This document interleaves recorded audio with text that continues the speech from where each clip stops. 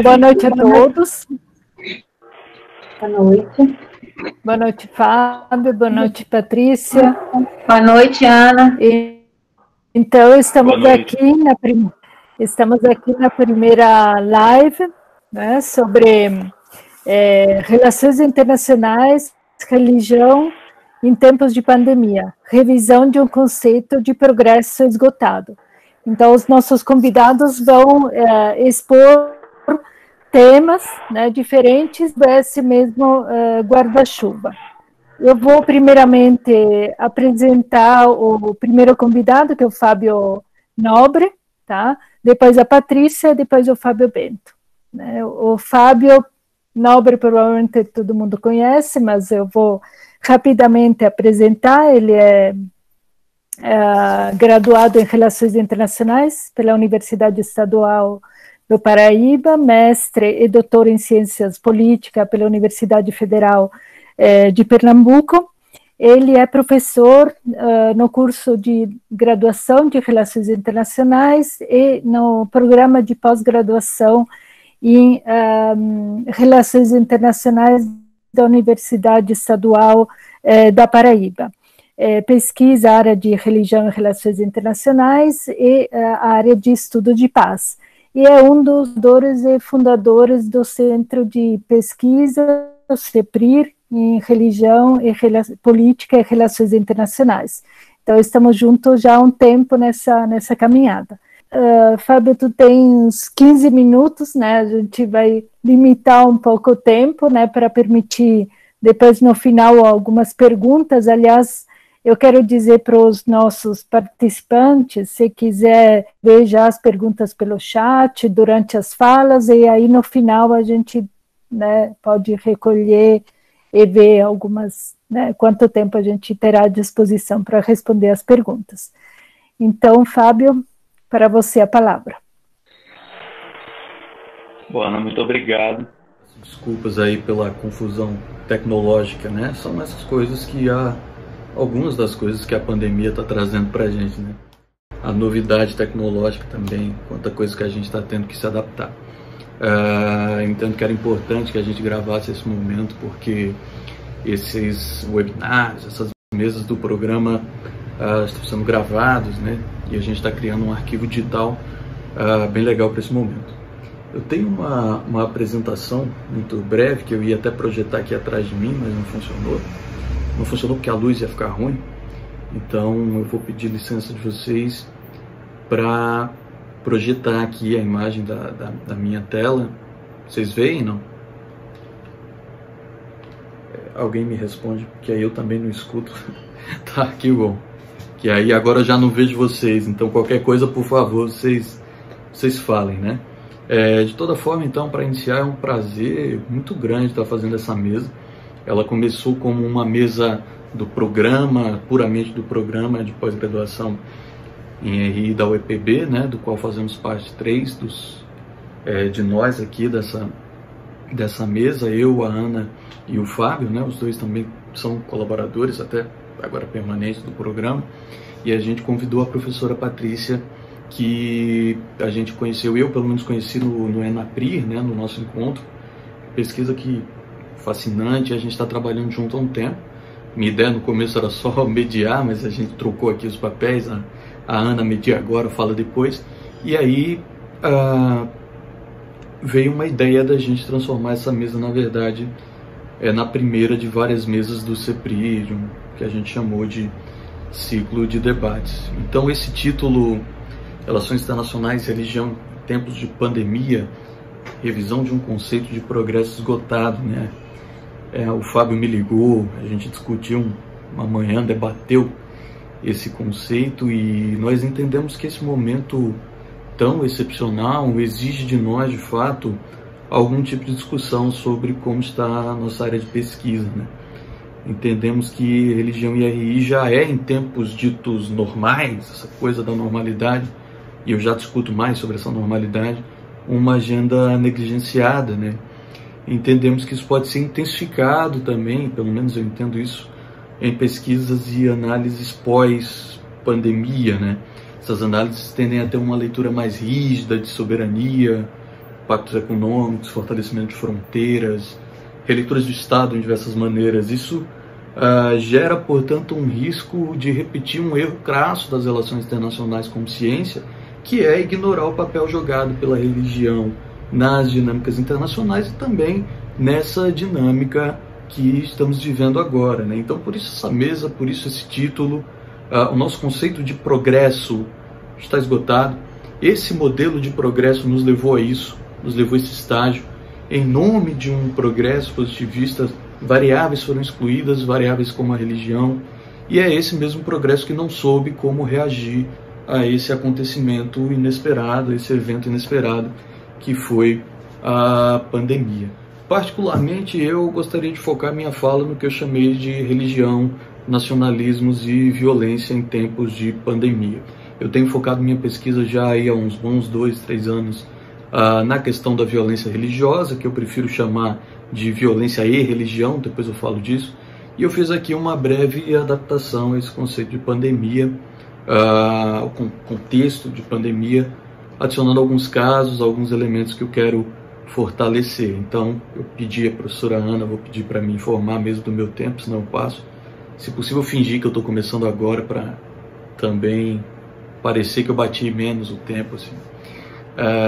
Tá aqui então o que eu pretendo falar para vocês, essas considerações iniciais que eu já estou fazendo, falar um pouquinho sobre a religião global e a pandemia, nacionalismo religioso secular, nacionalismos e a pandemia, religião e violência, religião, nacionalismo e pandemia. Eu quero trazer uns casos para vocês e um pouco sobre a religião global no pós-pandemia.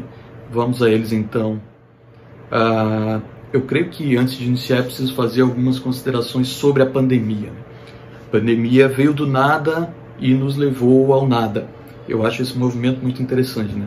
A pandemia vem do nada, ela é inesperada, ela não é fruto de fagulhas, de conflitos anteriores, ela não é uma doença que a gente tinha conhecimento, ela vem do nada e nos leva ao vazio, né? A inércia. É muito importante entender que esse sistema moderno de estados, que é símbolo do progresso, não estava pronto para enfrentar um inimigo em escala global da forma como ele se apresentou. Então, nossas armas, nossos sistemas tecnológicos, organismos de cooperação não nos ajudaram. E a grande saída que os estados tiveram foi basicamente pedir às pessoas para ficar em casa.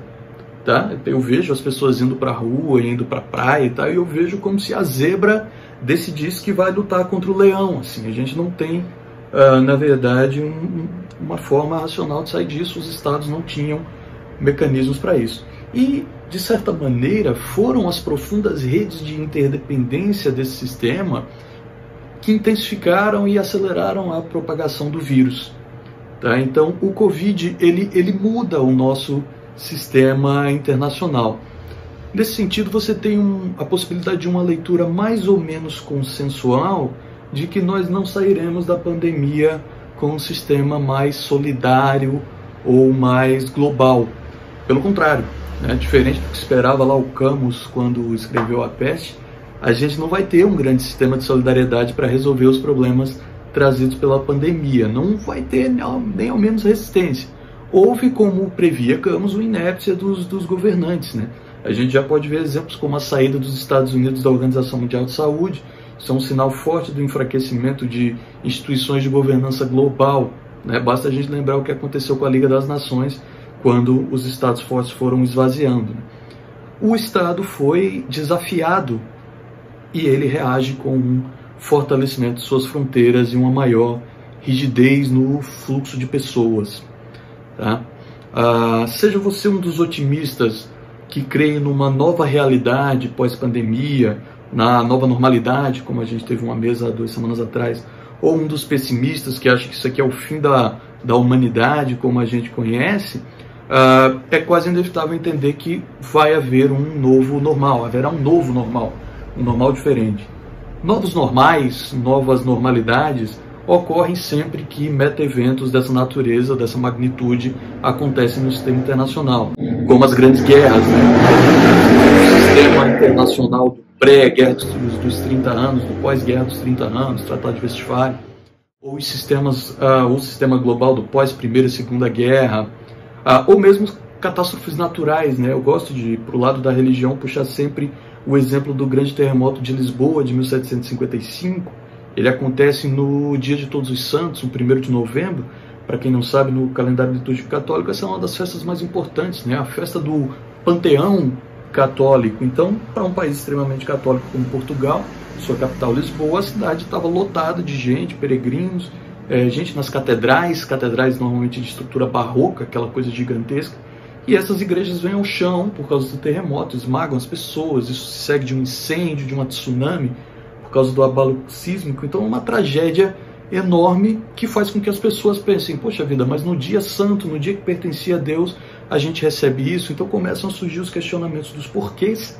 Voltaire, no Cândido, vai dizer que daí aí é plantada a semente do pensamento ateu na Europa. Então, esses eventos, mesmo eventos naturais, eles geram novos normais. Doenças também são assim, tá?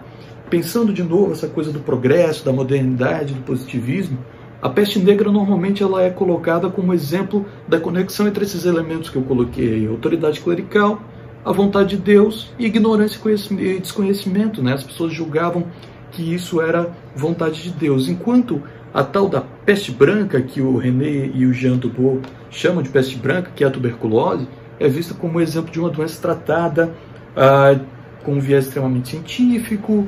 Então você tem mudanças, mas as doenças elas geram então impactos no sistema internacional, e mudanças, e são dinâmicas que dividem as épocas da história humana tanto quanto as guerras ou as evoluções. Tá? Dito isso, eu queria então expor uma breve ilustração para um pensamento que eu quero introduzir, que é o reforço dos nacionalismos, porque eu entendo que os nacionalismos, ou o reforço dos nacionalismos, pode suceder o reforço do aparato estatal que eu citei anteriormente. Então, quando o Estado vai ficando mais forte, menos global e mais fechado, a tendência é que a gente também tenha o crescimento de nacionalismos, e é aí que a gente precisa trazer o elemento religioso. Muitos gostam de entender o nacionalismo secular e o nacionalismo religioso como universos separados, né? Ou como ilhas, como a gente tem aí no desenho. E aí aqueles que valorizam o nacionalismo secular frequentemente descrevem o nacionalismo religioso como atrasado, é irracional, é repressivo, é violento, enquanto o nacionalismo secular seria descrito como moderno, racional, liberal e pacífico.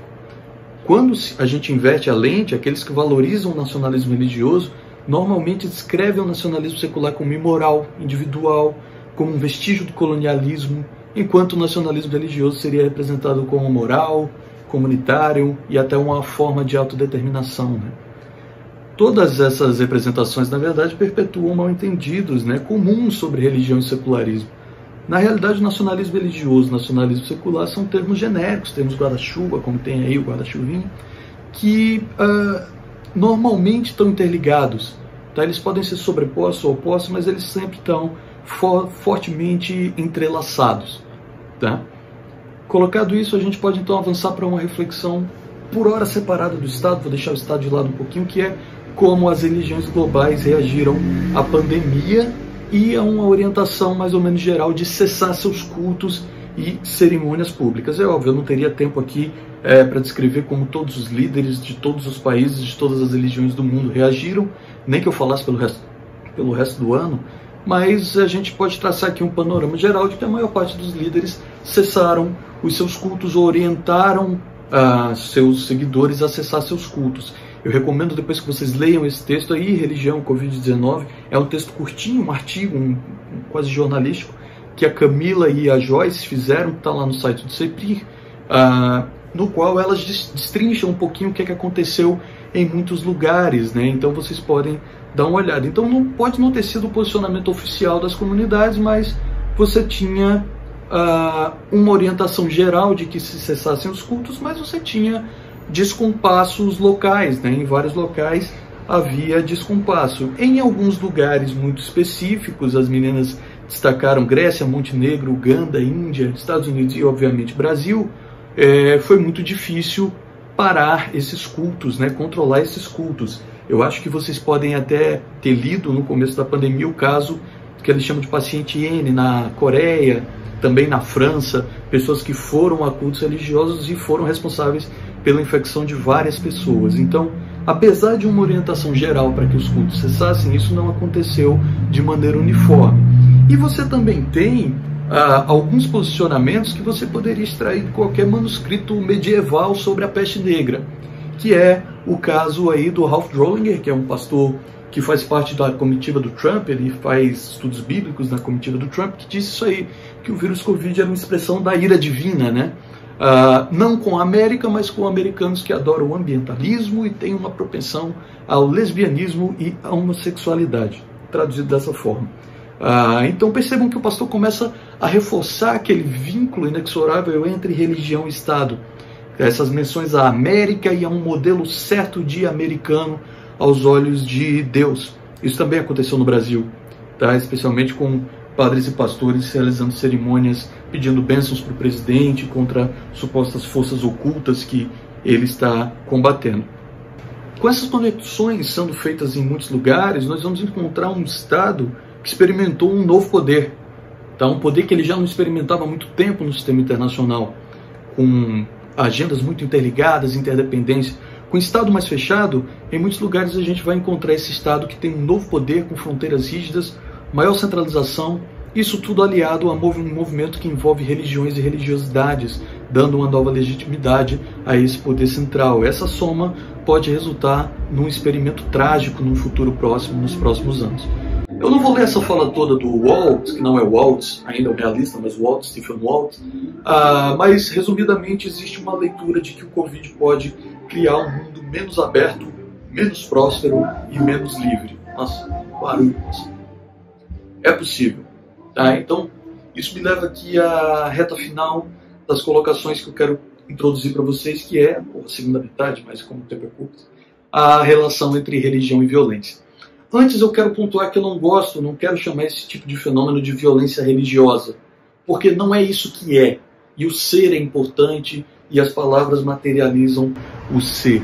O que existe, sempre existiu e provavelmente sempre existirá, é o que em inglês seria algo como religion-based violence, ou violência baseada na religião, ou violência inspirada pela fé. E ela nunca é puramente religiosa, mas na verdade é um amálgama que envolve aí elementos políticos, sociais, territoriais, etc. Então ela nunca é puramente religiosa. E a gente tem aqui alguns exemplos que eu gostaria de expor de estados que convivem com casos de violência religiosa, que podem ter sofrido impactos ou que sofreram impactos diferentes desse fortalecimento do Estado e ou de elementos nacionalistas durante a pandemia. O primeiro caso é o meu caso, eu não quero chamar de caso de estimação, que parece que tem um desprezo, mas é o caso pelo qual eu mais me interesso, que é o caso do Mianmar.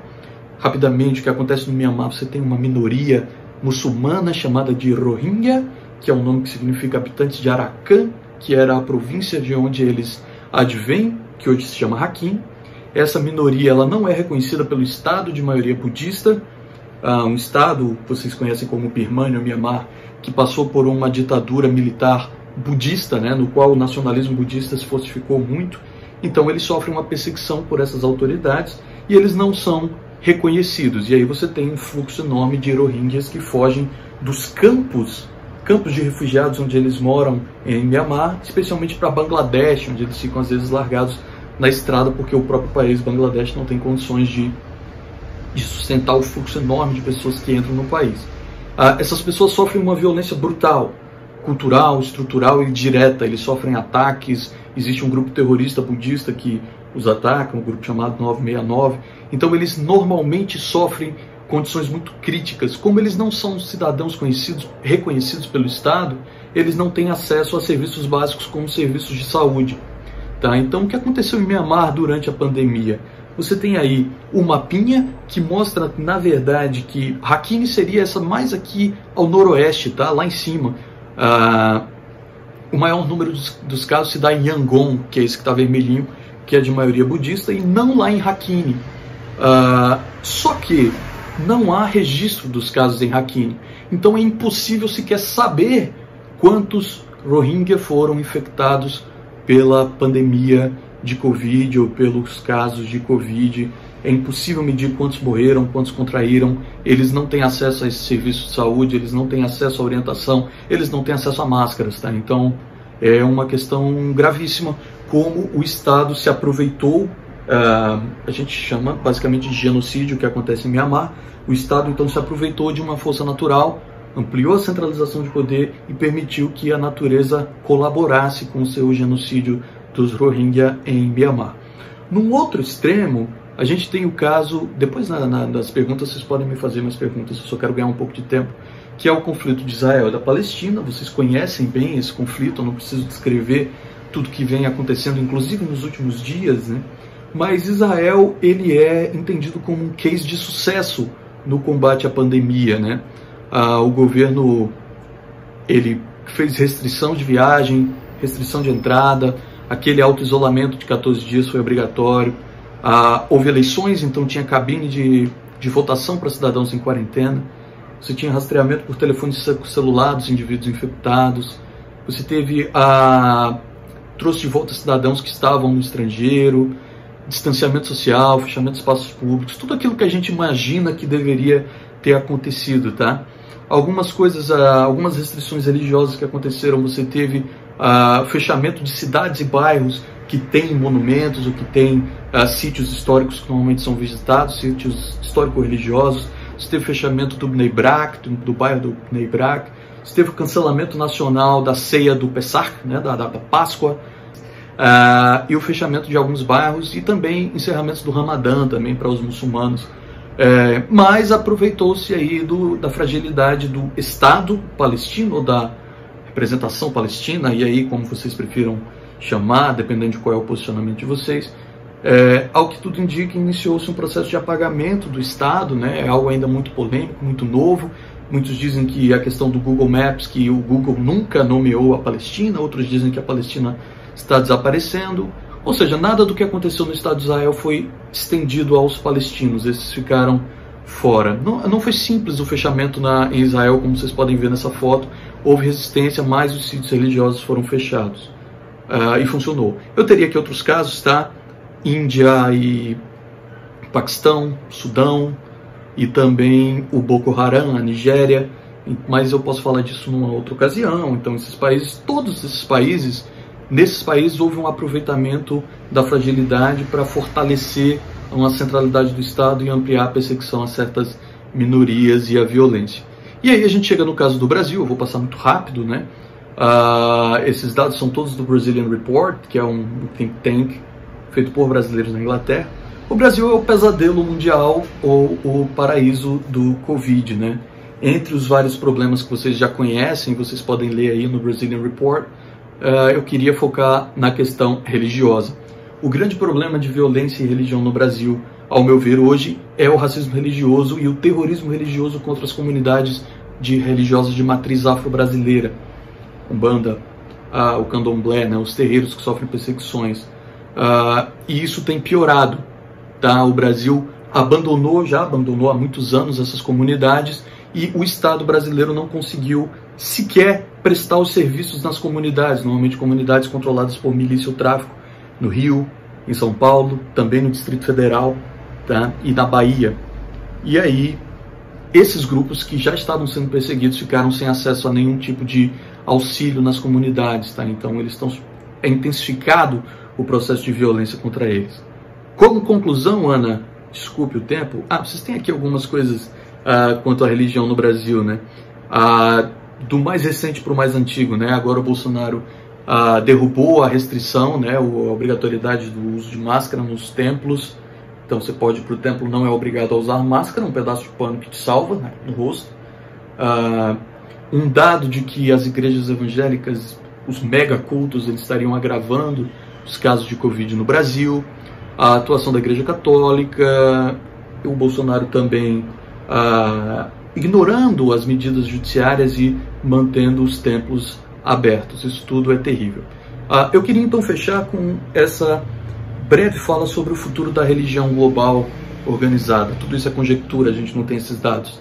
Agora, se isso que eu vou falar não está acontecendo na sua igreja, no seu grupo, na sua célula, tudo bem, tá? São ramos locais, mas é importante perceber que há um movimento global nesse sentido que já está sendo experimentado. Então isso aqui é menos conjectura do que quando eu escrevi sobre isso há 1 mês e pouco, 2 meses atrás.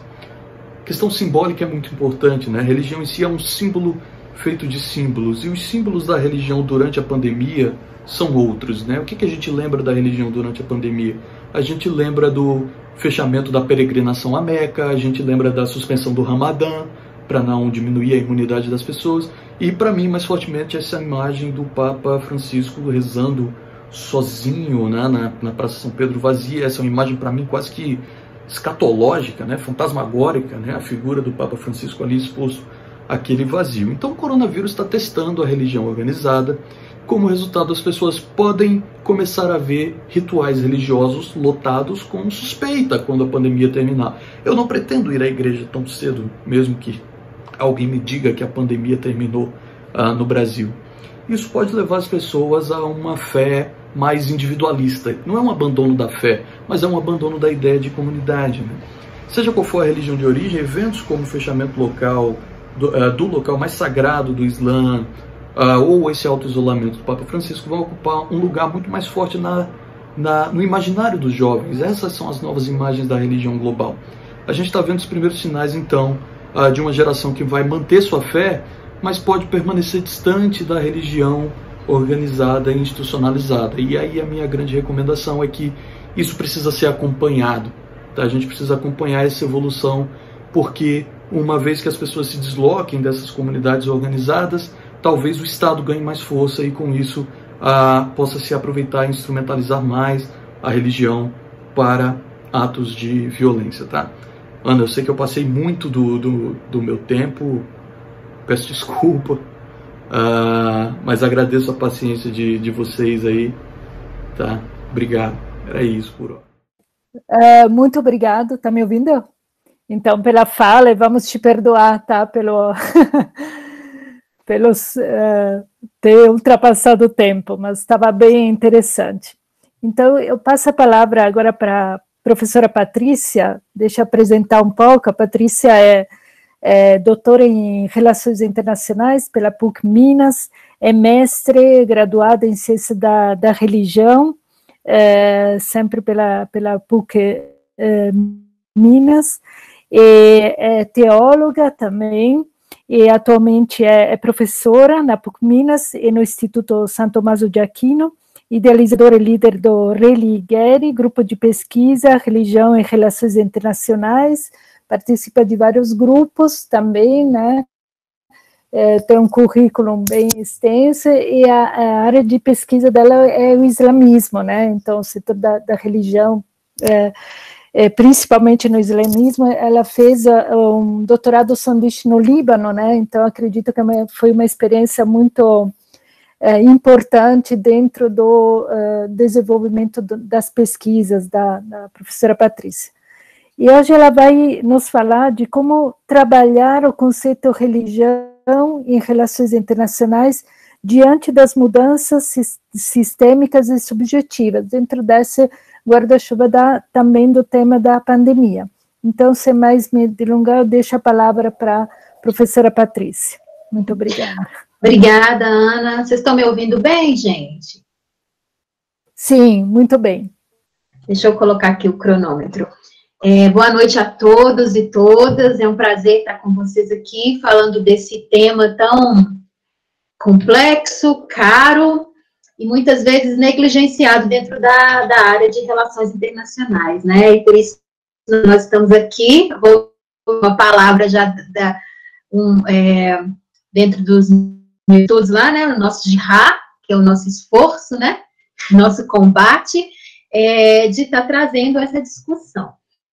A minha fala, ela vai de encontro a esse finalzinho da fala do Fábio.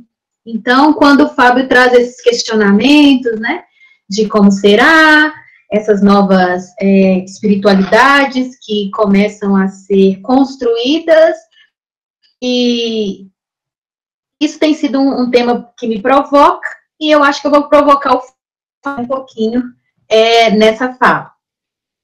E eu pensei da gente primeiro começar a nos questionar a questão do próprio conceito de religião, né? Dentro dos estudos, como a Ana trouxe, talvez muitos de vocês estejam envolvidos dentro da área de relações internacionais, né? No meu caso, eu faço estudos que perpassam as áreas, e dentro da religião, que é a teologia e as ciências da religião. Então, a forma como esses dois campos trabalham a religião é muito distinto do que muitas vezes a gente vê dentro do campo da área de relações internacionais. Então, isso, de certa forma, gerou um certo choque quando eu entrei na área de relações internacionais, porque eu sempre vi a religião, principalmente a religião islâmica, sendo um olhar voltado para questões de segurança, como se aquela religião fosse marcada para ser salvada a partir de teorias de segurança. E esse é um dos grandes problemas que a gente tem nas próprias teorias, porque as teorias não dão conta de responder o fenômeno, porque o fenômeno ele é muito amplo.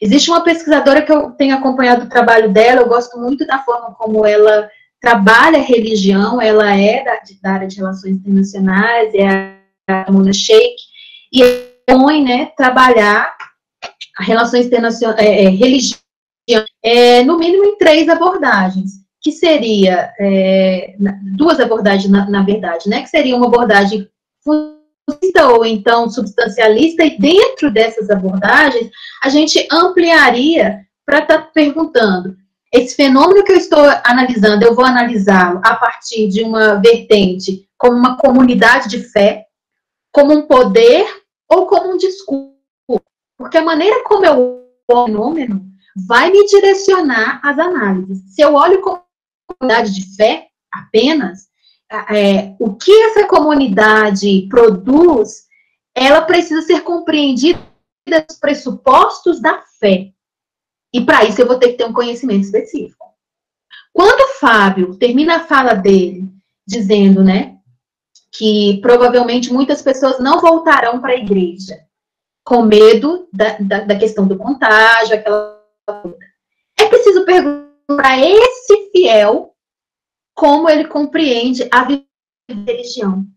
Porque dependendo de como estão os pressupostos, a base desse fiel, ele vai ler esse tempo como um teológico, como mais um prenúncio do que os seus textos bíblicos ou os seus textos sagrados já prediam. Então, na verdade, ele está fazendo parte de uma história para o fiel é real, política. E aí, o que a gente tem com isso? Nós que estamos aqui do outro lado como analistas, como pessoas que estão analisando a conjuntura. Se nós não tivermos esse olhar sensível para esses agentes que constroem esse ambiente, né, do público e que é do privado, mas que atua no público, nós não vamos compreender determinadas ações que começam no micro e no macro.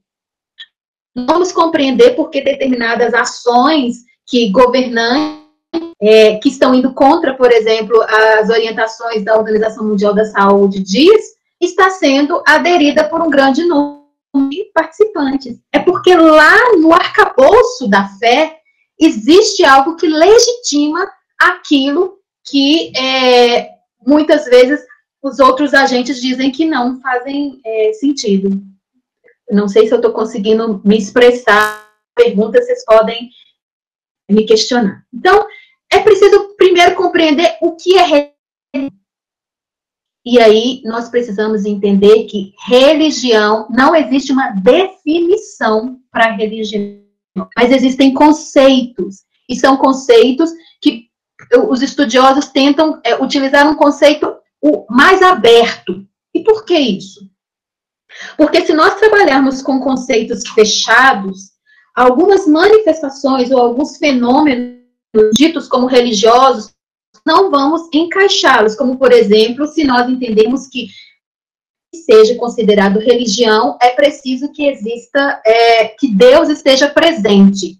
Então, o budismo não pode ser encaixado nesse conceito de religião, porque no budismo não existe uma religião que não tem essa figura de Deus, né? A salvação, ela é entendida de uma outra forma.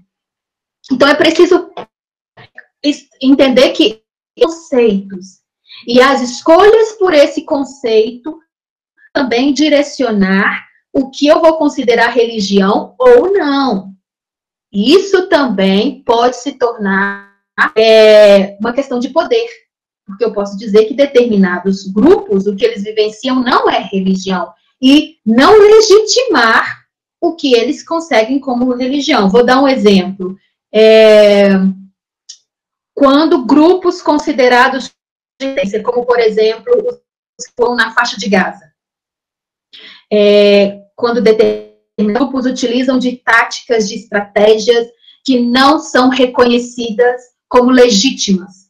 E aí vão utilizar o discurso religioso para legitimar, e alguém vai dizer, não, isso não é religião. Como fazer essa análise, então? Porque o Estado pode utilizar das mesmas estratégias e das mesmas táticas e não ser considerado legal. E aí vai ser legal, porque nós temos uma teoria que diz que os Estados é permitido uso da força.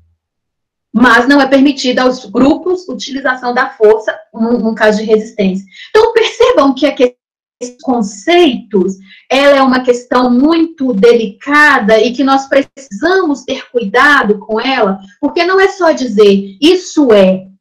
Quando eu digo isso é, eu estou implicando sobre aquilo questões como legítimo ou não. Então, um dos cuidados que, assim, eu penso que nós precisamos ter no momento quando nós trabalhamos religião. Porque se eu digo que aquilo não é legítimo, eu posso estar dando direitos que são válidos para aquele grupo. E que naquele grupo faz sentido porque existe ali uma questão de fé. E se a religião, dependendo do Estado, ela é protegida por lei, como legitimar essa religião? Vou trazer um exemplo.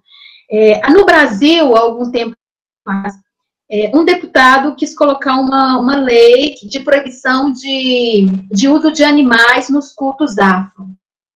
Só que a gente sabe que determinados... Não é só uma questão de retirar os elementos. Para aquela religião, aqueles elementos, eles constituem a parte do fazer religioso. Então, se você retira do sacrifício de animais da religião, é outra coisa, não é aquela religião, você está criando. E tem uma outra questão, que é a não compreensão, ou o desejo de não compreender o que é difícil dentro dessas religiões, porque aquele animal, ele passa por um processo de sacrifício, mas depois ele vai alimentar toda uma comunidade. Então, existe uma questão ligada ao que transcende a própria comunidade, é preciso ter sensibilidade para compreender isso. E parar nos tribunais, e acabou que perderam, né, essa questão. Mas deve-se perguntar, será que a preocupação, quando se colocou a questão, estava de fato nos animais? Ou seria uma tentativa de aniquilar é uma palavra muito dura, né? Ou tirar a visibilidade, tirar a legitimidade de uma religião que, como disse, é uma das tradições que mais sofre preconceito e perseguição no Brasil. Então, nós precisamos entender, né, de onde vem essa fala. Então, o Fábio falou das grandes religiões, né? Então, as grandes religiões, elas têm passado, sim, por uma questão de reformulação, talvez não seria essa a melhor palavra, mas nós estamos vivendo, as grandes religiões, elas estão dando a chamada, as novas espiritualidades, né? E essas novas espiritualidades trazem um grupo muito interessante. O censo já aponta como o grupo que mais cresce hoje, que é o religião, e que eu prefiro a nomenclatura que é utilizada fora, que eu acho que ela explica melhor isso, que seria o sem filiação, que é aquela pessoa que não se identifica mais com essas grandes religiões, mas ela tem uma espiritualidade. Então, esse grupo está crescendo. E esse grupo, que são os novos, né, que são essas novas formas de vivência da religiosidade, mostrando também que a religião não está entrando no fim da religião.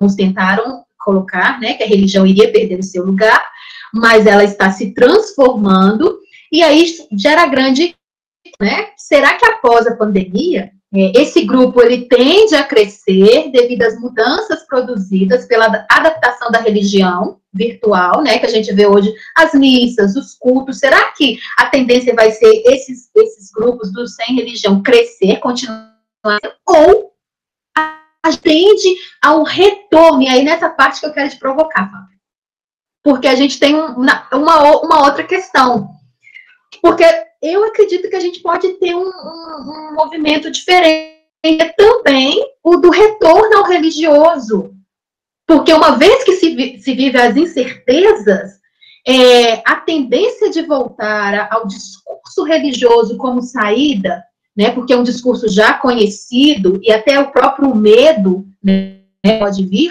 trazer essa religião no nível institucional. Mas a minha grande questão não é nem esse retorno da religião no nível institucional, é que tipo de filiação religiosa seria uma filiação de cunho fundamentalista. Porque essas ideias escatológicas, né, do fim do mundo, elas sempre existiram entre nós, mas quando ela vem transvestida de uma vivência e que todo o mundo está vivendo, eu acredito que os textos sagrados que até então estavam deixados lá nas escrituras passam a ter uma outra conotação. E aí eu acredito que pode ser uma abertura muito grande para os de cunho fundamentalista crescer. Eu tenho só 2 minutos, estou marcando aqui, Ana. Então, nós temos essas questões, né, que eu gostaria de estar deixando aqui com vocês, e a gente pode discutir depois mais no chat, compreender que precisa ter esse arcabouço dos conceitos, mas sabendo que esses conceitos, eles não dão conta de responder o fenômeno. Então, vai ter momentos que você vai ter que fazer uma opção de deixar o fenômeno dizer. Porque se você escolhe, por exemplo, uma determinada teoria para responder ao seu fenômeno, você vai perder a grande chance de compreender, de fato, o fenômeno e o que você está diante de si. Né? Porque, por exemplo, uma teoria que fala de identidade, mas será que todas as identidades se encaixam daquela teoria? Então, uma das grandes questões é ampliar esse leque, né? E aí tem as novas formas de ver o fenômeno, né? E aí eu termino minha fala, né, com essas questões e dizendo, né, que em contexto de pandemia, essas abordagens se ampliam, por exemplo, ao tentar trabalhar a religião como comunidade de fé, aspectos de crença e dos que têm passado por significativas, como, por exemplo, a questão do rito. Eu estava ouvindo o pessoal da Associação Brasileira de História de Cemitérios, né, que eu tenho que confessar que eu amo essa área. Então, eles estavam falando sobre a questão dos ritos das religiões de matriz afro. E aí a gente fica pensando como, nesse tempo de Covid, você vai fazer o rito de passagem de determinadas tradições religiosas. Como diz para alguém que segue uma religião, olha, você não pode pedir do seu morto. Olha, você não pode celebrar o rito que dura, às vezes, 2 dias, que vai ter que passar pela lavagem do corpo, pela purificação do corpo. Gente, isso é muito forte, porque nós estamos falando desse lado de alguém que está analisando, mas se coloque no lugar daquele que vivencia. Essas mudanças que aí entra na questão da subjetividade, ela não é apenas uma de liga e desliga. Aí nós vamos trazendo os adoecimentos, e esses adoecimentos, ele começa na alma, ele vai reverberar no espaço também. E aí volta de novo os discursos fundamentalistas. O Estado contra essas questões próprias do controle, né? Então, minha última fala aqui, nesse sentido, as análises produzidas dentro de RI devem passar por constante verificação. Se a religião pode ser tomada como discurso que gera legitimidade e poder, em tempos de instabilidade como a que vivemos, os discursos religiosos de cunho fundamentalista ressurgem, tomando lugar de respostas às crises existenciais. Nesse sentido, a ideia de separação entre Estado e religião é frágil, e seu conceito necessita de ser analisado de forma menos teórica, no que tange a pensar teorias prontas e fechadas, e mais contextual. Então, é isso que eu queria trazer para vocês, e a gente debate aí. Obrigada, Ana. Obrigada, pessoal, por me ouvir. Muito obrigada, Patrícia. É impressionante como a importância dessas discussões para ver a complexidade do tema que a gente, né, se empenha, aceitou de empreender, né, mas sempre tem que ter o cuidado de não se encaixar em teorias muito estritas, muito assim, insuficiente para analisar um fenômeno desse tipo, né? Mas é muito instigante, assim, muito obrigada. Então, agora eu passo a palavra para o último professor, o professor Fábio Bento. Ele é teólogo também, né? Ele é bacharel, mestre e doutor em Ciências Sociais pela PUC, pela Pontifícia Universidade São Tommaso de Roma. Ele é professor, é pós-doutor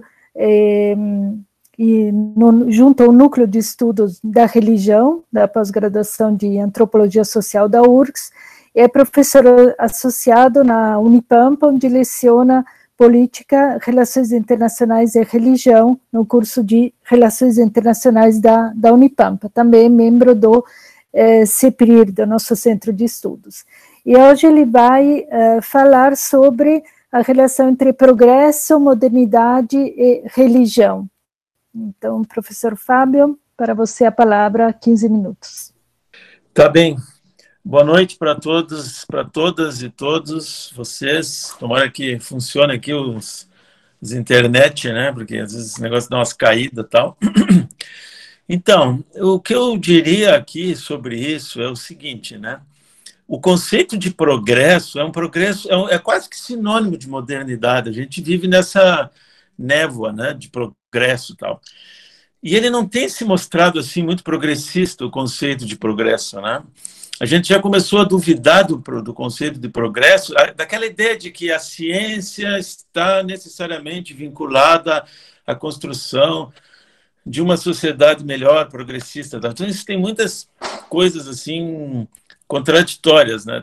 Isso não significa você exaltar o passado, né? Porque é muito complicado no nosso ambiente. Quando a gente fala de uma coisa, já alguém pensa que você está exaltando outra coisa, como, por exemplo, um monarquista, então, né? Mas a questão é o seguinte, por exemplo, a gente dizer que a modernidade, que é associada ao progresso, é líquida, ela vai ficando meio complicada, essa definição, que ficou assim, né, bastante interessante. Quer dizer, ela tem aspectos que são líquidos nos nossos relacionamentos, mas aquilo também é fabricado, né? A gente tem uma sociedade anômica. Agora, do ponto de vista ambiental, ela é sólida, ela tem ações sólidas. Então, eu digo uma coisa assim para vocês, eu não vejo o vírus como um inimigo. Eu acho muito engraçado isso, que a gente, em RI, em Sociologia, a gente tem a mania sempre de falar de conflito, né, de disputas, tal. A gente navega um pouco nessa praia que tem sempre, no mínimo 3 ali em confronto, e tem hegemonias, e de fato a gente atua historicamente assim mesmo, não sendo necessariamente obrigatório isso, né? E aí agora se criou essa história, né, de que estamos todos unidos contra o vírus. Eu não sou... Em primeiro lugar, assim, o vírus mata todos, né? Mata religiosos e ateus, né? Então ele não faz acepção de crença, né? Nem de raça. É um vírus muito democrata, assim, né? Ele vai onde ele vai liquidando, né? Então, mas eu acho bem complicado isso, esse maniqueísmo que é local e que é globalizado, de agora a gente dizer, bom, temos um inimigo em comum que é o vírus. O vírus não é inimigo. Então eles fazem aqueles desenhinhos de rede social do coronavírus monstruoso e tal, né? Pelo amor de Deus, não sou a favor, se achar uma vacina, está ótimo. Mas a gente tem que se perguntar o seguinte, onde é que isso vem? Será que isso não tem nada a ver com o nosso modo de vida em sociedade, né? Então, o que eu penso é o seguinte, a gente, para ser resumido, porque eu vou aqui os 15 minutos, nós sempre trabalhamos em ciências sociais com o conceito de humanidade. Vocês percebem o problema nisso? Nós, seres humanos, que temos aqui rim, fígado, dedinho, olhos, que nem todos os outros bichos, aqueles que a gente vê, porque tem outros bichos que a gente não vê, como o coronavírus. Então, a gente trabalha sempre com esse conceito de humanidade, né? Então, eu digo assim, brincando, que talvez seja mais progressista a gente passar do conceito de humanidade para o conceito de seridade. Eu invento essa palavra aqui, seridade, como uma noção de todos os seres, né? Então, a gente passar dessa ideia de humanidade para a seridade. Então, o que eu digo com isso? Eu não estou aqui criticando, né, os cultos afro, né, que eles vão lá, matam os bichinhos, fazem o ritual deles, eu não vou entrar nesses detalhes, ou a pessoa que come carne, não é um discurso assim veganista, né, eu não sou contra os veganos e nem estou fazendo um discurso veganista. O que eu estou dizendo é assim, se a gente perguntar, para nós o problema é o vírus, pergunta para as galinhas o que elas acham da gente, né? Como é que a gente trata, por exemplo, as galinhas? Não estou dizendo assim, por exemplo, tem um amigo meu que ele come galinha, né? Mas ele diz, eu como as galinhas que eu crio aqui. Então, vocês já viram na estrada aqueles caminhões que a gente vai viajando e tem 4 andares com galinhas, todas ali, né? Isso aí eu falei há 20 anos atrás no debate, alguém me chamou de teólogo das galinhas, até era um italiano que dizia teólogo dei polli, não, do teólogo dos frangos. Eu achei muito boa, quando ele me criticou, eu fiquei bem contente com essa crítica, né? Vocês já viram como é que são transportados os porcos, né, para alimentação nos caminhões? Ou seja, o que eu estou falando assim, ó, a questão dos alimentos na indústria de massa, né? Nessa forma como a gente... Então, eu acho... Até tem um grupo aí da Nova Normalidade, né, que o Paulo, acho que a Catarina está aqui também, fala, que normalidade é a nossa? Então, absolutamente, eu nunca, em nenhum momento aqui, estabeleci uma relação de inimizade com o coronavírus, assim como o bode expiatório. Quer dizer, então a gente cria uma vacina e vamos voltar. Nós estamos indo a todo vapor, a humanidade, a modernidade é um trem que vai a toda velocidade em direção ao abismo. Em direção ao abismo. Então, num certo sentido, o coronavírus, mesmo que já morreu muita gente, mas morre muita gente, infelizmente, o coronavírus acaba sendo uma espécie assim de, opa, gente, o que vocês estão fazendo? A modernidade, como a gente sabe, historicamente, ela começou a entrar em crise, digamos, ela enquanto ideologia, na Segunda Guerra Mundial, sobretudo com Hiroshima e Nagasaki, né? Então, quando você pega lá a divisão do átomo para criar 2 bombas que destruíram milhares de pessoas, então aí já começa a se pensar de que essa ideia de que a ciência em si, que o pensamento tecnológico científico em si leva a uma sociedade melhor, ele já começou a entrar em crise. Mas se a gente pensar que há um tempo atrás, eu estava morando na Itália ainda, quando o presidente Chirac da França fez testes nucleares no Pacífico, ninguém falava na quantidade de peixe que foi assassinado, ninguém falava nos bichos. E essa questão não é uma questão chique, assim, é uma coisa, antigamente, quem falava assim de bicho, né, já era meio taxado, assim, é ecossocialista, é vegetariano, é isso e aquilo. Aqui nós moramos na fronteira, tem um amigo meu que é criador de cordeiros, né, e ele disse para mim, cara, eu nunca ia imaginar que eu ia virar ambientalista. Ele é um tipo assim de perfil bem conservador, porque o rio meu aqui tá podre. Tem uma plantação de soja aqui perto e poluiu, quebrou o rio aqui. Está entendendo? Então, não é uma questão que eu digo assim, e a religião, ela é muito responsável por isso, as religiões em geral, tirando alguma outra, olha, eu vou dizer assim, eu tenho assim vários amigos budistas, né? Eu acho que no budismo, às vezes, você tem um maior respeito, assim, por todos os seres, né, tal. E não é questão, por exemplo, tem um amigo meu budista, que ele até come carne, mas ele tem um respeito por aquela carne, ele diz até que para você plantar arroz, não é questão que para você plantar arroz, você vai matar uma série de animais também. Mas é a questão da nossa visão. Nós somos um problema, nós seres humanos, nós somos um problema na sociedade. Esse problema foi criado por nós. Então a gente levanta a tampa daqui, tampa dali, tampa de acolá.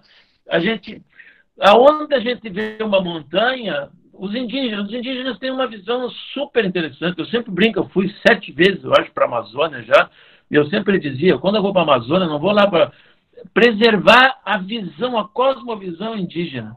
Tá entendendo? Eles não olham para a natureza, assim, digamos assim, como se aquilo fosse tudo um supermercado. Como a gente olha no capitalismo, não é só o capitalismo, nós todos olhamos, a gente olha a natureza como um supermercado, a gente chama aquilo de milho, a gente chama aquilo... Um amigo meu, assim, que tem uma tradição de cultura indígena, que ele uma vez pegou um pedaço de alecrim e disse assim para mim, Fábio, cheira o alecrim. Tu sabe quantos cheiros a terra produz? Tu consegue perceber que o cheiro do alecrim, ele tem uma religiosidade, ou tu acha que isso é só tempero? Então, o que eu acho, assim, nessa questão do pós-progresso, que a gente precisaria trabalhar com um conceito absolutamente revolucionário de progresso, onde a gente perceba que gastou, está esgotada essa nossa forma de viver. Está esgotada, né? Então, essas questões que eu estava dizendo aqui, né? Retomando, né? Como é o nosso modo de viver? Como é essa visão do progresso? Ela é uma visão, historicamente, não vai ter, todo mundo sabe, né? Quer dizer, o iluminismo, né? Tem a visão do progresso. Essa visão de progresso associada à produção pela produção, ela vai ser adotada por Lenin, ela vai chegar à União Soviética, os próprios socialistas vão adotar uma ideia de... Então, uma ideia de progresso, como progresso econômico, como aumento da produção e voltado para os seres humanos. E para os seres humanos de determinadas classes. E para os seres humanos de determinados estados. Então, num certo sentido, nós temos, assim, algumas hegemonias que nós precisamos superar. Hegemonia de estados. Mas de onde é que nós tiramos? Que, por exemplo, eu leciono a disciplina sobre a América Central e Caribe. É super engraçado. O pessoal de RI, eles não dão bola. Porque em RI tem uma mentalidade de que tem que ser aquilo que antigamente se chamava de primeiro mundo, tem que ser a partir de determinado PIB ou a partir de determinado poderio militar, é Estado. É uma coisa impressionante. A gente adota essa visão, digamos assim, suicida, desigual, como se ela fosse científica. Então a gente tem essa ideia de hegemonia de Estado, que é bem complicado, ideia de hegemonia de classe, e nós temos também essa ideia de hegemonia de humanidade. E isso, para mim, a lição que eu tenho tido das pessoas que eu tenho frequentado, dos debates que eu tenho feito, é que essa pandemia, primeiro que o vírus ele não é inimigo de ninguém, ele simplesmente age enquanto vírus. Ele se desloca enquanto vírus. Ele não está lá fazendo, agora eu vou chegar lá e vou escolher. Não é assim. Não é, pelo amor de Deus, né? Tem gente, uma coisa teológica, né? O vírus não absolutamente, Deus não tem nada a ver com o negócio do vírus, né? Não tem nada. Isso tem a ver conosco, tem a ver com a nossa forma de viver em planeta. Então, eu não sei, eu acho que provavelmente o vírus pode nos salvar. O vírus pode nos salvar, porque da forma como nós estamos vivendo, estamos indo em direção a uma morte coletiva. Daqui a pouco nós não vamos ter mais água, não tem mais água aqui, o fazendeiro já reclama que não tem água limpa, né? O ar... Então você olha lá, vê um campo, uma floresta que tem todo um equilíbrio, que tem vários milhares de seres em equilíbrio. Tu vai lá, derruba aquilo tudo e planta soja. E aquilo em nome do progresso e em nome da globalização. Então, por trás dessa ideologia da produção econômica, está por trás. Então, o vírus, ele é anarquista, o vírus é revolucionário. Eu não estou assim, se eu tiver o vírus, eu quero viver, todo mundo quer viver, se tiver uma vacina, mas nós não podemos transformar o vírus em bode expiatório, transformar ele em inimigo. Nós temos que ver esse vírus como algo, cara, até quando, né? Hiroshima e Nagasaki não adiantou nada. Outras questões não adiantaram. Então, de repente, pode ser que a gente... Então, gostei muito do grupo aí da UEPB também, que falou dessa questão da normalidade. O que é normal? O que é padrão? Para qual normalidade nós queremos ir, né? Então, nesse sentido, depois tem questões assim conjunturais, né? Digamos assim, vamos supor, você pega do ponto de vista das religiões, né? A questão da virtualidade. Você imagina uma coisa, gente. Há um tempo atrás, muito tempo atrás, não ir na missa ao domingo era pecado. Vocês imaginam como é que é esse negócio do âmbito católico? Aí depois eu disse, não é pecado, mas é recomendável. Eu, por exemplo, que sou católico, faz 3 meses que eu não boto o pé dentro de uma igreja. A gente tem uma coisa, quem é católico, que tem que é a Eucaristia, faz 3 meses que eu não sei nem o cheiro. Talvez o dia que veio uma hóstia de novo, até eu não vou dizer, olha que interessante, né? Tinha esse gostinho, eu nem sabia, né? Faz uns 3, 4... E a gente vai descobrindo o quê? Que a espiritualidade está vinculada à comunidade, não está vinculada ao templo. Ela está vinculada à comunidade, não está vinculada ao templo. Então, o que acontece? A pessoa vai percebendo alguns aspectos, assim, como, por exemplo, você quer ver uma coisa? O que nós estamos todos fazendo há um tempão? Estamos em retiro. Os ateus estão em retiros. Os crentes estão em retiros de todas as religiões. E aí, entrando em retiro, você descobre o quê? O quanto nós nos distraímos com atividades exteriores, o quanto a gente perambula para lá e para cá. Você vê que muita gente, eu, por exemplo, no meu caso mesmo, a primeira semana em casa eu achei assim muito diferente. Daí eu percebi, não, é o momento da gente se olhar para si mesmo também, olhar para a sociedade, né? Então, a gente tem muitas coisas que nós estamos aprendendo com isso. É lógico, eu quero dizer, temos que superar isso, encontrar vacina, mas não, mas uma transformação paliativa, nós vamos lá pelas tantas, tem um outro problema, né? Então, eu acho isso, assim, para ficar bem dentro do meu tempo, né? Essa questão, né, que nós vivemos dentro de uma visão utilitarista, né? O utilitarismo, ele é, infelizmente, dentro de muitas religiões, tá entendendo? Se você pegar, no caso nosso, do cristianismo, né, tal, tirando São Francisco de Assis e algum ou outro, agora o Papa Francisco fez aquela encíclica muito legal sobre o meio ambiente e tal, deu um foco, assim, na questão da Amazônia e tal, mas um bicho, nós somos os seres hegemônicos. O ser humano é o ser hegemônico. É o ser que é onde ele chega, ele não vê um ser vivo ali num porco, ele já vê uma comida. Eu não estou dizendo com isso que ele não possa comer o porco, eu não estou fazendo... Mas ele tem consciência de que ele se considera, vai morrer igual. Nós temos os mesmos, simplesmente porque a gente pensa, só que a gente pensa, às vezes, de uma forma muito mais equivocada do que a forma de pensamento. Por exemplo, a gente pensar que as abelhas não têm um sistema de pensamento, não têm um sistema racional, é muito louco, né? As abelhas não estariam assim organizadas se elas não tivessem uma inteligência coletiva. As formigas, todo mundo já viu um formigueiro, como é que ele funciona. Alguém duvidar que a formiga não tem uma forma de inteligência coletiva é muito irracional, né? Então, qual é o problema? É a arrogância. É essa arrogância utilitarista que nós temos, tal, que, infelizmente, faz parte da ideologia capitalista, faz parte da ideologia socialista tradicional, sobretudo aquela soviética, né? E faz parte da concepção antropocêntrica de várias religiões, que não tem absolutamente nenhum respeito pelos outros seres vivos e os tratam simplesmente como se fosse algo em função do ser humano. Então, a própria Terra é assim, a gente vive uma questão, se a gente pegar o Rio 92, né, se pegar Eco-Rio, várias questões que são tratadas não se escuta, né, a gente não toma decisões. Então, nesse sentido, não quero assim, eu quero concluir dentro do meu tempo, não quero ser provocador, assim, demais, mas o coronavírus é um instrumento pedagógico criado por nós mesmos para dizer, gente, de repente, é a mesma coisa, para concluir, quando a gente vai lá e come demais, come, lá para não dar algum problema, vai no médico, vai no hospital e digo, olha, cara, tu tem que te cuidar, porque o teu corpo, assim, desse jeito, tá tomando 2 garrafas de cachaça por dia, não vai te fazer bem, né? Então, é um sinal de alerta, né? Ora, nós estamos tendo um sinal de alerta coletivo, que nos diz, se a gente continuar dessa forma, com essa ideologia do progresso, legitimada por várias religiões, no macro funcionamento local e global, então nós vamos, né?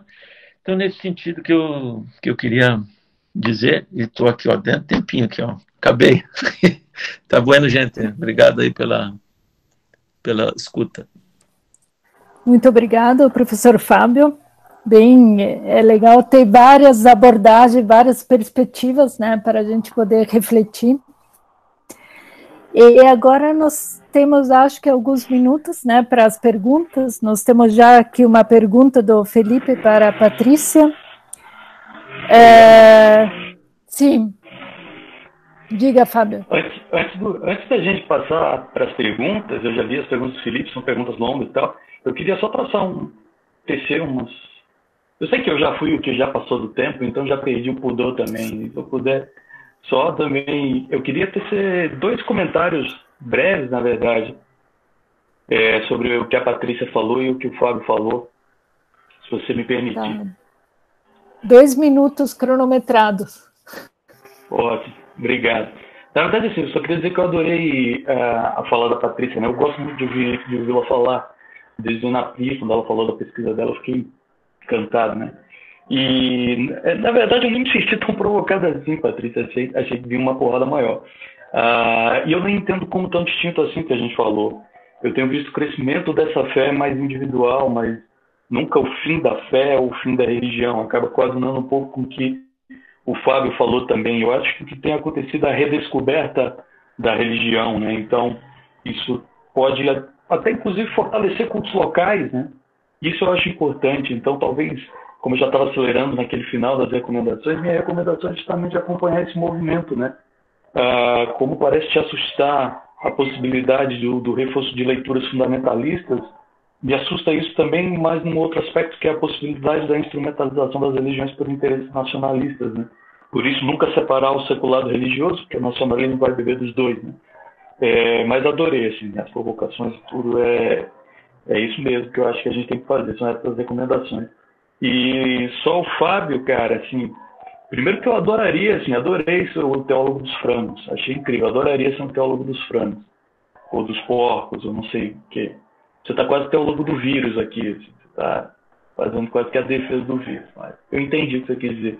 E só me fez pensar, assim, quando você estava falando dos budistas, cara, que os budistas realmente, eles pensam, muitos dos budistas que eu conheço, pensam mais de uma maneira mais holística, digamos, nos animais e no meio ambiente. E ao mesmo tempo eu me lembro dos budistas, no meu caso, lá do Mianmar, que tem um grupo terrorista, então é um grupo homicida budista. Então, isso só vai no que a Patrícia disse, como a gente não pode se deixar levar ou por uma teoria ou por uma visão generalista, né?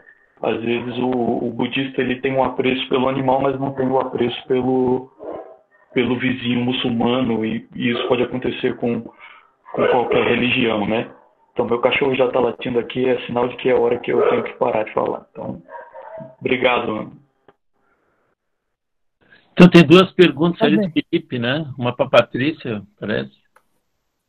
Sim. Até se alguém já quiser escrever sua pergunta, então a Patrícia. Então, a Patrícia, o Felipe pergunta de que modo fenômenos sanitários globais repercutem no fundamentalismo religioso e como o fortalecimento ou enfraquecimento das crenças religiosas pode influenciar os líderes dos diversos governos. Exemplo, Bolsonaro no Brasil ou ditador no Turcomenistão. E aí a próxima para o Fábio depois. Então, Felipe,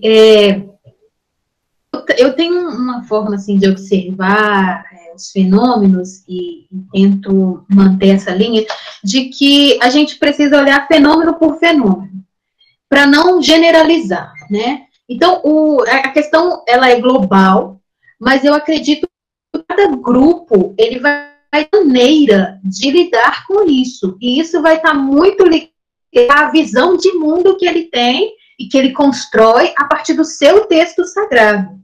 E, além disso, essa questão é também a questão contextual, como, por exemplo, eu trabalhei o Islã xiita.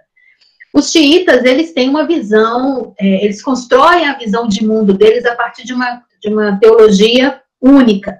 Mas a forma como eles vão acionar esses discursos teológicos vai do contexto. Então, por exemplo, um xiita do Brasil, ele não vai entrar em combate armado porque ele não vive um contexto em que ele precisa entrar, mas está guardado lá, isso. Então, na questão do fundamentalismo, eu percebo que os discursos que vêm de cima pode acionar ou não essa manifestação do fundamentalismo. Você tem, claro, os líderes religiosos que estão fazendo o discurso, mas outro tem os líderes do Estado, por exemplo. Então, perceba, você traz o Bolsonaro como exemplo. O Bolsonaro, ele traz esse discurso, né, o discurso religioso para a arena pública, dentro de uma crise de sentido, que é de uma vivência com um governo que não utilizava tanto o discurso religioso, então ele fala, olha para trás, olha o que foi construído. Não deu certo, mas aqui a gente tem uma outra idade. Então, eu acredito que pode influenciar, né, a partir do momento em que eles usam isso, como se eles acham que isso é interessante. E aí, quando eu falo a questão de observar estado por estado, porque aqui no Brasil a gente consegue utilizar o discurso religioso, porque a constituição da identidade do povo brasileiro, ela carrega já a marca muito profunda da religião e da religiosidade. Se você chega, por exemplo, em Minas, Minas é um estado muito católico. Se você chega em outro, vai ter uma religiosidade. Então, a religiosidade, a gente respira mesmo para aqueles que não querem, que não vivenciam a religião. Mas se você vai para a França, por exemplo, você vai ter uma outra forma de construir em que, por mais que o discurso fundamentalista esteja ali na arena pública, a partir dos agentes, dos sujeitos, mas a liderança não vai fazer esse tipo de uso do discurso religioso, porque a proposta de Estado que eles constroem é muito distinta. Então, eu acho que tanto os sujeitos quanto as lideranças, aí vai depender do tipo de Estado.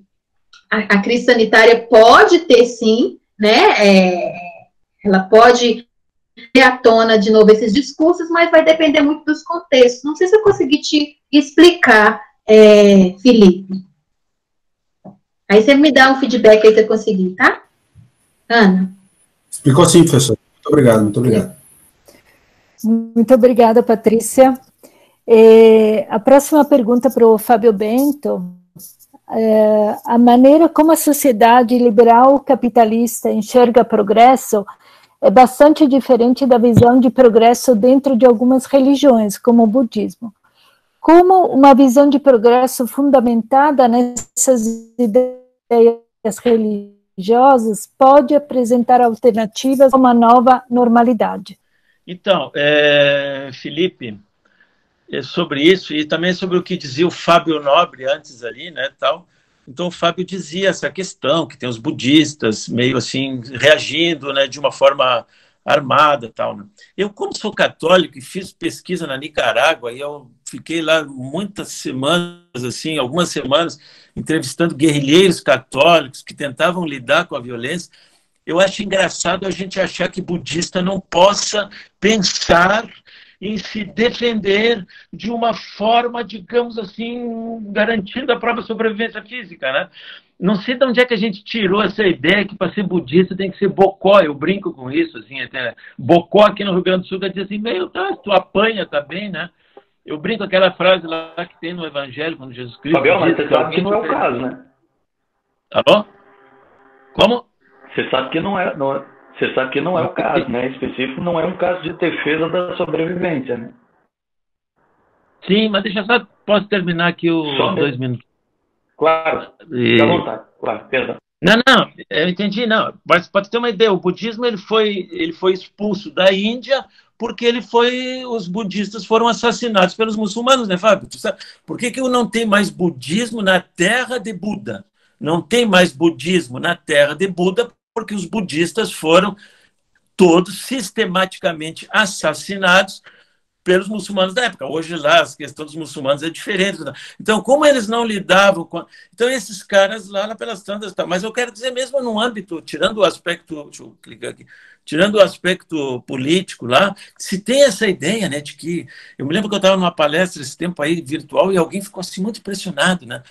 E uma coisa que eu acho legal do budismo, até porque, vamos supor, como eu procuro ter alguma afinidade com algumas práticas budistas, e eu continuo sendo sempre bastante assim fervoroso na minha forma de me posicionar, eu até me sinto consolado quando eu vejo esses budistas mais fervorosos, porque sai daquela ideia. A gente conheceu, por exemplo, eu conheci agora uma budista, muito interessante, uma mulher, que ela batalha pelo feminismo entre as monjas budistas de uma forma bastante fervorosa, né? Tá, mas assim, então, essa questão... Por exemplo, vou dizer uma coisa aqui para ti. Quando a primeira vez que eu vi um budista foi na Itália, em 87, que eu fui para uma comunidade lá, nossa, católica, passei um ano lá. Ele se chamava Uttarananda, ele era do Sri Lanka, e ele era do budismo Theravada. Então, o Uttarananda, que é amigo dele, ele usava uma roupa cor de laranja, assim, e um dia ele disse assim para mim, você sabe que no Sri Lanka nós temos medo dos católicos? Eu digo, por quê? Porque sempre nos disseram, cuidado com os católicos, porque no passado eles matavam budistas, né? Ora, o católico, a gente sabe, o católico matou um budista, matou um indígena e tal. Então, de repente, vai que algum budista queira se defender. Eu sou a favor da não violência, né?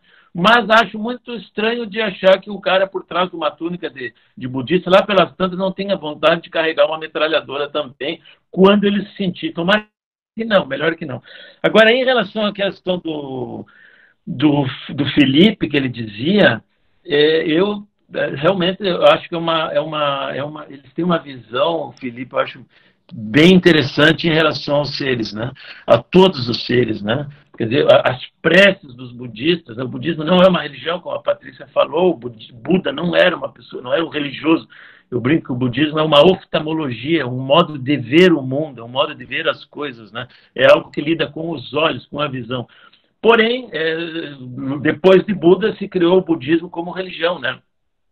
Na própria Índia, depois na China, no Japão, no Tibete, então eles têm elementos religiosos. E essa questão dos seres, e não é uma questão assim de vegetarianismo, né? Porque tem alguns budistas que não são vegetarianos. O próprio Buda não era vegetariano. Ele morreu até porque comeu um pedaço de carne lá no final mais de 80 anos, né? Porém, tem aquele respeito, né? Tem uma consideração, digamos assim, pelos outros seres, sem se colocar na posição de superioridade. Então, isso eu acho assim, muito interessante, Felipe. E acho que isso a gente poderia aprender com as religiões tradicionais africanas, poderia aprender com as religiões tradicionais americanas, né? Essa posição de não superioridade, de não arrogância, que foi super desenvolvida, ainda mais pela ideologia do progresso, em relação aos outros seres. No cristianismo, como eu já falei, nós temos algumas exceções, mas, no geral, olha, eu vejo assim, às vezes, quando até puxo esse debate com alguns amigos teólogos, sai uma risadinha, sai um deboche, e o pessoal continua achando que o ser humano foi colocado no universo para ser senhor de todas as coisas, a partir de uma interpretação equivocada do Antigo Testamento. A gente sabe que há várias interpretações equivocadas no Antigo Testamento, como, por exemplo, a do patriarcalismo. Tem as teólogas feministas que vão combatendo, desconstruindo o patriarcalismo no Antigo Testamento. Tem a desconstrução da homofobia por teólogos LGBT, que vão fazendo essa leitura, desconstruindo a homofobia no Antigo Testamento. E nós precisamos desconstruir também essa hegemonia dos seres humanos. Então, é isso que eu penso, assim, né? É isso aí. O mundo religioso é um mundo complexo, né? Então, dentro dos grupos religiosos tem vertentes, às vezes, opostas, né? Dentro do cristianismo, dentro do budismo, dentro do, né? A partir daquilo que a Patrícia falava, do contexto, né? Geográfico, do contexto político, tu pode ter católicos de um lado e católicos de outro que pensam completamente de maneira oposta, né? E se declaram ou budistas, ou cristãos, católicos, muçulmanos, etc., mas são preto e branco, etc., né? Então, é isso que... o Pedro Leão queria fazer um breve comentário, não é, Pedro? E aí, se tiver uma última pergunta, pode ser escrita pelo chat. Pedro. Isso, obrigado, agradeço pela gentileza de me deixar dar um pitaco rapidinho. É porque, de fato, a discussão que o professor Fábio Nobre e que a Patrícia tiveram me incitou muito a pensar a religião enquanto, na verdade, uma categoria de pensamento e um quadro de referência que forma e que delimita a tomada de decisão dos líderes em um contexto internacional. Né? O Fábio colocou a posição de que a religião amplia o interesse nacionalista e a posição nacionalista, principalmente naqueles líderes que já têm inclinação a isso, e a Patrícia também respondeu que isso pode haver um outro movimento. E eu acho que reafirmando essa dualidade que a religião pode assumir enquanto quadro de referência para a tomada de decisão, que inclusive é isso que nos encanta na religião, no estudo da religião enquanto elemento importante para se entender os quadros de tomada de decisão a nível internacional. A religião, então, pode existir enquanto fator que reverbera o sentimento nacionalista de determinados líderes, mas também pode existir enquanto um fator de certa forma, em que amplia a possibilidade de os atores enxergarem o outro, enxergarem outras realidades a partir de sua própria religião, o que no limite leva até um cosmopolitismo religioso, né? Então, da mesma forma que a religião pode ser um elemento de aprofundamento de conflito, no meu caso, no estudo da religião no conflito nigeriano, ela pode ser também um elemento de estudo de construção de paz, né? Tanto para nacionalismos quanto para cosmopolitismos, até aquela discussão que existe em teoria política internacional, né? Comunitarismo e cosmopolitismo. A religião, dentro desse contexto, ela pode adquirir inúmeras facetas, das mais variáveis facetas, dentro de uma perspectiva de isolamento ou de uma perspectiva de integração. Eu acho que é isso que é importante para nós entender, e que no limite se torna até uma questão de adaptação, né? Qual que é o discurso que cada religião, que cada líder religioso vai ter, observando seus textos sagrados, suas morais e seus padrões institucionais frente à realidade, né? Para mim, aquela coisa do urbi et orbi do Papa Francisco na Praça São Pedro, com a Praça São Pedro vazia, ela é, ao mesmo tempo, regional, comunitária, mas, ao mesmo tempo, ela é universal, né? Urbi da cidade de Roma, mas orbi para o mundo, né? Então, era esse ponto só que eu queria colocar, que a religião pode, na minha opinião, na minha forma de ver, pode agir como elemento incentivador de nacionalismos, mas como um elemento, a depender da forma que ela é interpretada, como um quadro de referência cosmopolita também. Não sei o que vocês acham. Ô Pedro, eu posso dizer uma coisa? Tu já ouviu falar na expressão bizantinismos? Bizantinismos? A expressão bizantinismo é usada pelo Papa Francisco quando a igreja em Bizâncio estava sendo atacada do lado de fora, e o pessoal estava discutindo sobre a questão da Trindade, se era Spiritoque ou Filitoque, né? Que se era o Espírito Santo derivava do Pai pelo Filho ou do Pai com o Filho. Então isso ficou assim chamado como bizantinismos, que é você discutir determinadas questões da religião, digamos assim, enquanto que lá fora está acontecendo uma guerra, né? Então, eu acho que isso aí que você falou dos nacionalismos é bem interessante, mas eu acho que a questão da pandemia nos remete a uma discussão meio assim de sobrevivência, né? Como é que a gente vê hoje as ideologias confessionais e as ideologias leigas, né, no contexto que nós estamos, que o nosso contexto hoje, que nós estamos para a maioria da população, é um contexto de destruição, né?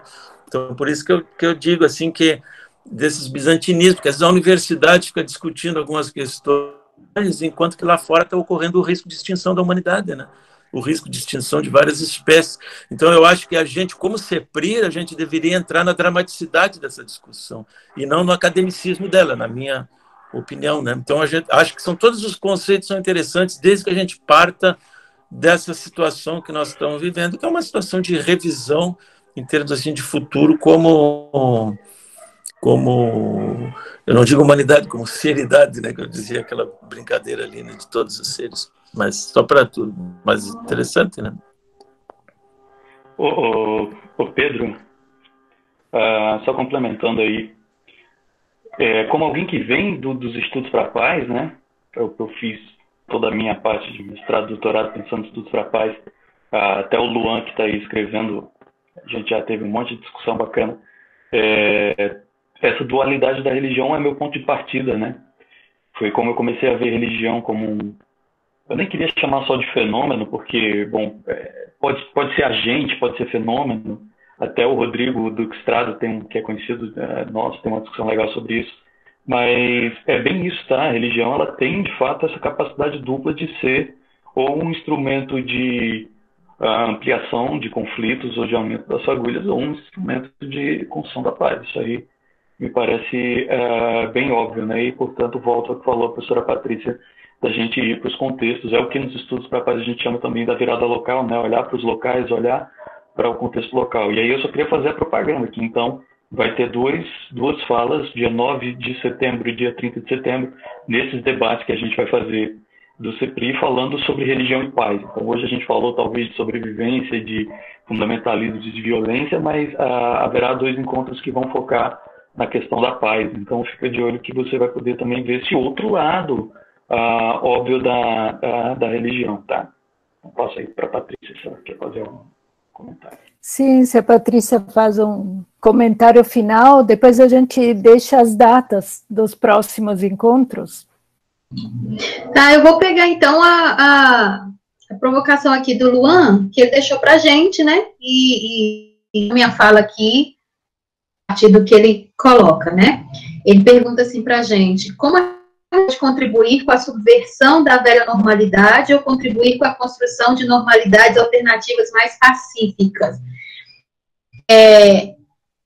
O que eu percebo é que dentro da religião, por mais que a gente utilize o discurso, né, da paz e tal, a religião em si, ela é construída a partir de conflitos.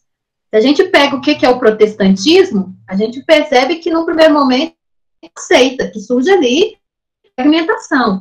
Se a gente pega as religiões hoje, né, os chamados neopentecostais, também de fragmentação. E aí, Luan, eu acredito que essa subversão, essas novas formas de vivência da religião, é parte da própria constituição dela, né? Ela vai se movimentando, a religião ela não é fixa. Você tem um corpo fixo de dogmas opostos ali da própria fundamento que ela é, mas ela vai se modificando contextualmente. Então, vai depender de como esses agentes vão agir. Vou dar um exemplo aqui para fechar minha fala. Esse final de semana a gente teve um grande debate aí dentro do campo evangélico com uma canção que foi lançada por uma cantora evangélica e o problema da canção foi o clipe, porque no clipe dava a entender que a violência contra a mulher normalizada, né? Porque mostra uma mulher que sofre uma violência, vai para a igreja, ela ora, e ela não denuncia, mas ela ora, e em um determinado momento o marido se converte e entra na igreja. Então, o contra-discurso veio dos próprios evangélicos, das próprias mulheres evangélicas, que começaram a questionar aquela mensagem, dizendo, não, isso não é normal, é preciso. E qual foi o resultado disso? Em menos de 24 horas, a produtora teve que primeiro soltou uma nota em que eles não queriam admitir que aquilo ali tinha problema, e voltaram para o discurso religioso, falando que as pessoas não compreendiam, porque não é uma outra religião, elas não estão dentro da dimensão da fé, por isso elas não compreenderam, mas os de dentro fizeram o contradiscurso a ponto deles mudarem o clipe, então eles vão fazer um outro clipe para tentar trazer a mensagem de uma forma mais clara. Então perceba, Luan, que são os grupos que vão se fragmentando e se recriando a partir desse corpo que já existe da própria religião. Não sei se eu consegui dialogar na sua pergunta, mas é isso que eu queria deixar aqui. E eu acho que a minha fala mais, eu acho que eu vou morrer falando isso, é preciso olhar o contexto. Como aquela velha frase, né? Texto sem contexto é pretexto. No caso do religioso também, a gente precisa olhar caso a caso, grupo a grupo. O Fábio, que ele trabalha em Amar, a gente fala os budistas, mas quem são aqueles budistas? Quais são a linha que seguem? Como eles veem a questão da não violência? E é isso que me encanta, sabe? É porque você vai... É como um novelo você vai puxando e aquilo não vai ter no fim. E aí você vai percebendo a riqueza que está em nossas mãos, que é essa discussão da religião. Então, muito obrigada pelo convite. que a gente possa ter conseguido, de alguma forma, deixar em vocês essas inquietações que nos inquietam, né, gente? Né, Fábio? É isso. Perfeito, Patrícia. É isso mesmo. Acho que o intuito desses debates é justamente suscitar perguntas, provocações, né? E esse debate, então, por enquanto, acho que a gente vai ter que finalizar, mas esse é só um dos primeiros debates, né, do nosso centro, né? Então, a gente vai ter bastante ocasiões para retomar também assuntos que foram discutidos aqui, né, mesmo falando de outros temas, mas sempre vão ser temas que dizem a análise do fenômeno religioso. Então, a gente vai ter bastante tempo para discutir. Então, eu queria dar a data do próximo encontro, que vai ser no dia 14 de agosto, sempre às 19 horas, e aí o tema tratado vai ser justamente dos nacionalismos e religião, violência política na Nigéria e na Bósnia. Então teremos o Pedro Leão, né, e o Braulio Castilho Dutra Borges, né, que vão tratar desses temas com a mediação da Joyce Silva. E depois a gente vai ter outros, sempre em agosto, depois setembro, até novembro. Aí essas datas nas redes sociais, Facebook e CEPRIR, e no próprio site do CEPRIR.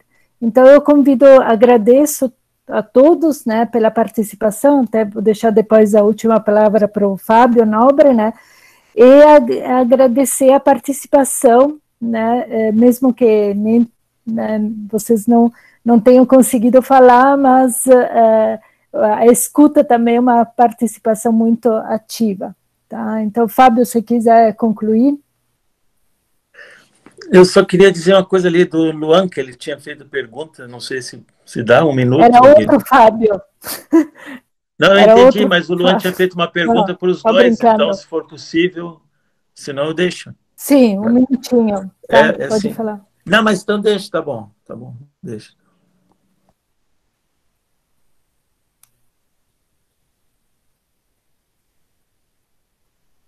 Seu microfone está desligado, Fábio. Seu microfone está desligado, Fábio Nobre. Tá. Agora, obrigado, Patrícia. Eu já não entendo mais com esses negócios. Tá, gente. Então, só agradecer a vocês todos por terem participado, especialmente a Ana, o Fábio e a Patrícia. Sempre uma riqueza muito grande. A gente começa com esses debates, então, agora. Alguns são mais pesados, assim. Tem gente como Fábio Bento, Ana Carlete, Patrícia, Fábio. E também dando espaço aos nossos alunos, alguns orientandos, ex-orientandos, PIBICs, tá? Então, espero que todos vocês possam acompanhar. A programação está toda lá no site. Talvez eu mude o endereço das salas para não ter o problema que eu tive hoje. Talvez eu só consiga gravar com esse e-mail institucional, mas tudo vai estar nos conformes já nas próximas datas, tá? Então, boa noite a todos. Obrigado, Ana, pela mediação.